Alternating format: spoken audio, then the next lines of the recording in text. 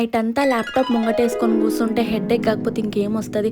పొద్దున్న లేచి అందుకనే ఫస్ట్ హెడ్ బాత్ చేసిన. నేను ఏదున్నా కూడా నాకు అప్రూవ్ అయిన 2 లీవ్స్‌లోనే చేసుకోవాలి కాబట్టి కొంచెం నైట్ టైమ్స్ కూడా కొంచెం కాన్సంట్రేట్‌గా, సీరియస్‌గా స్పెండ్ చేస్తున్నా.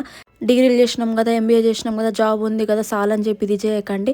అంతో కొంత బ్యాక్‌గ్రౌండ్‌లో ఏదో ఒకటి నేర్చుకోండి. ఏదో ఒక దగ్గర మనకి యూజ్ అవుతది. ఫ్యామిలీతో టైమ్ స్పెండ్ చేయాలంటే బయటికెళ్ళడం కాదు. అసలు మీరు ఇంట్లో లేనప్పుడు మార్నింగ్ ఎప్పుడో ఎళ్ళి ఎప్పుడో నైట్ వస్తాం. అసలు ఇంట్లో ఏం జరుగుతుందని చెప్పి అబ్జర్వ్ చేశారా?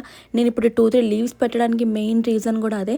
అందుకే నేను ఓవరాల్‌గా కంప్లీట్‌లీ ఇంట్లోనే ఉంటున్నాను. ఇట్లా పొద్దున్నే మంచిగా బ్రేక్‌ఫాస్ట్ చేసి, ఒక మంచి కాఫీ తాగిన ఆఫ్టర్ లాంగ్ టైమ్. నేనైతే చక్కెర చాలా తగ్గిచేసినా కాబట్టి క్రేవింగ్ చేస్తున్నాను ఇలాంటి ఒక మంచి కాఫీకి. మమ్మీ, డ్యాడీ, అన్న, ఇద్దరు అక్కలు, ఇద్దరు బావలు, వాళ్ళకి పుట్టిన పిల్లలు. ఇదే నా ప్రపంచం. ఇది పుట్టినప్పుడైతే 100గా 1000% నేనే అని చెప్పి ఫిక్స్ అయిపోయారు. కంప్లీట్‌లీ నా పోలికలతోనే పుట్టిందన్నమాట ఇది. పాపం ఇప్పుడు పళ్ళు ఊసిపోయినా నీకు ఊసిపోలేదని చెప్పి అడుగుతుంది.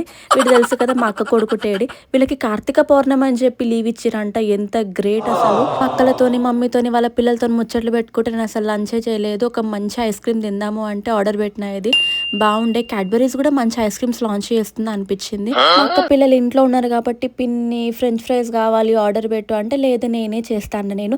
అది ఇంత కరెక్ట్‌గా ఎట్లా కట్ చేసినావు అని అంటే కట్టర్ దొరుకుతది అబ్బా మనకి, దాంతో కట్ చేయొచ్చు. అరే నువ్వు ఇంత మంచిగా చేస్తున్నా ఇంత ఇంట్రెస్ట్ ఎందుకు కుకింగ్ అని చెప్పి నన్ను అడగకండి. యాక్చువల్లీ నా ఇంటర్ తర్వాత హోటల్ మేనేజ్మెంట్ నేర్చుకోవాలనుకున్నాను. ఇంట్లో వంటలు చేయడానికి లక్షలు లక్షలు ఎందుకు తగలేయాలన్నారు. అయిపోయా. నేను తీసుకున్న 2 లీవ్స్ అయిపోయింది. రేపటి నుంచి నేను ఆఫీస్‌కి వెళ్ళాలని చెప్పి కొంచెం సేపు బిల్డింగ్ మీద ఓవర్ థింక్ చేసుకుంటూ వాకింగ్ చేస్తున్నా.